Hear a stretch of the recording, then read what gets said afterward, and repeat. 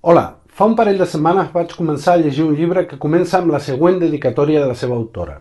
Dedicat als meus nets, que no sé si existiran ni si parlaran català, però la iaia els estima. Als vídeos d'octubre normalment surt la nostra companya Marta Sibina, però el tema del qual volem parlar avui em toca de manera especial. Vaig arribar a Catalunya des de l'Argentina fa 28 anys i parlo castellà i català amb normalitat.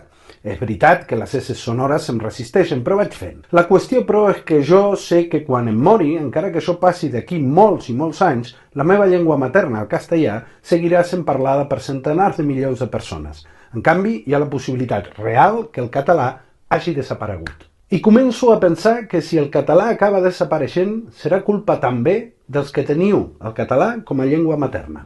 Aquesta setmana hem vist al Congrés un cop més com es prohibia parlar català i la bogeria arriba al nivell de que els que prohibeixen parlar català al Congrés, i ho repeteixo, els que prohibeixen parlar català al Congrés, acusen els catalans d'imposar el català. Veiem això i ens indignem, però no puc evitar preguntar-me per què tanta indignació si després milers de catalanoparlants cada dia, voluntàriament i sense que ningú els obligui, renuncien a parlar en català. Per increïble que pugui semblar, per alguna raó desconeguda, els catalanoparlants acaben fent exactament el que volen Arrimadas, Vox i tota aquesta colla, no parlar en català. Fa poc vaig anar a una botiga de roba i vaig començar a parlar en català amb la persona que m'atenia. La persona em va contestar en castellà i jo vaig intentar fer l'esforç de seguir en català. Però a mesura que avançava la conversa em sentia cada cop més incòmode. No hi havia cap problema de comunicació perquè el meu interlocutor m'entenia perfectament i tampoc em mirava malament ni res per l'estil. Però aquella sensació d'incomoditat es va anar fent més gran a mesura que avançava la conversa i finalment vaig continuar la conversa en castellà. Després em vaig preguntar d'on ve aquesta incomoditat. Per què finalment vaig ser jo qui canviava de llengua? Pocs dies més tard vaig trobar el llibre del qual us parlava al principi, que es diu El català depèn de tu, de la Carme Junyent, que és professora de la Universitat de Barcelona i membre del grup d'estudi de llengües amenaçades. Cada dia escoltem el que diuen sobre el català, les Arrimadas, els de Vox, els del PP, els barons del PSOE, que és la manera fina de dir els fatxes del PSOE, i vaig pensar que seria interessant llegir algú que sabés del que parla. Llegint el llibre de Carme Junyent vaig descobrir que la major part de les llengües que han desaparegut a les últimes dècades han desaparegut perquè els seus mateixos parlants van deixar de parlar-la. És a dir, està estudiat i comprovat que aquest comportament dels catalanoparlants de deixar de parlar la seva pròpia llengua és un certificat de defunció anticipat. I em vaig fer una pregunta. I si aquella incomoditat per fer servir el català me l'havien encomanat els mateixos catalanoparlants? Me la van encomanar quan vaig arribar d'Argentina i com que encara no sabia català em parlaven en castellà? Me la van encomanar els catalanoparlants quan anàvem a un negoci o a un bar i quan els parlaven castellà automàticament canviaven al castellà? Jo pensava, ostres, mira que bé, aquí tothom s'entén i no hi ha cap problema.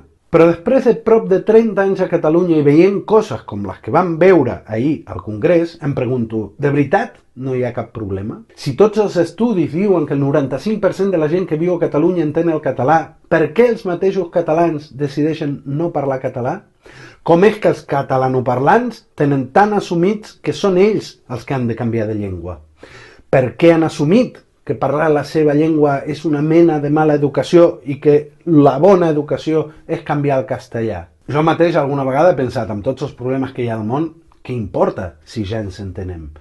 Però la veritat és que no em puc imaginar que a l'Argentina algú li passés pel cap que parlar castellà tingués alguna cosa de dolent.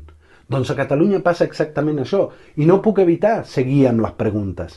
Aquesta renúncia dels catalans a parlar la seva pròpia llengua té alguna cosa a veure amb el que va passar l'altre dia al Congrés? Podria ser que aquesta bogeria de prohibir parlar el català i a la vegada acusar els catalans d'imposar el català s'hagi ficat tan endins i durant tants anys que els mateixos catalanoparlants no s'adonin que estan obeint la prohibició?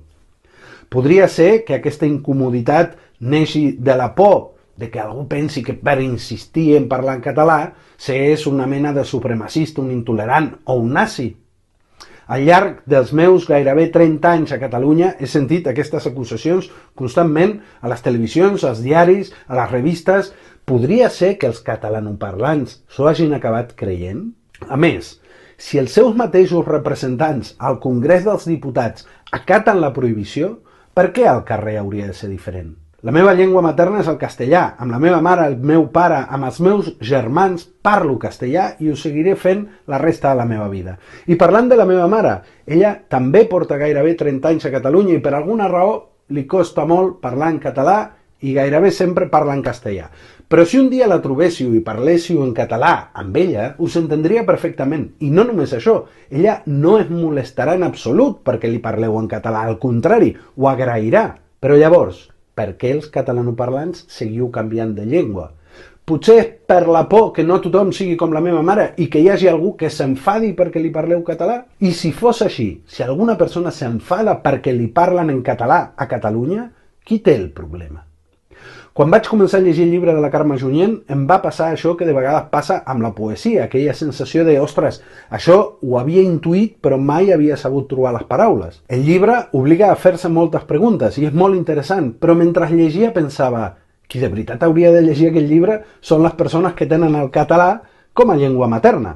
Aviso que no rebo cap comissió d'aquest llibre i ni tan sols conec personalment la seva autora, però mentre llegia tenia aquella sensació de quan mires una sèrie i vols que totes les persones que coneixen la mirin. Aquest llibre obre un debat molt important i necessari sobre com pensem l'ús de la llengua catalana.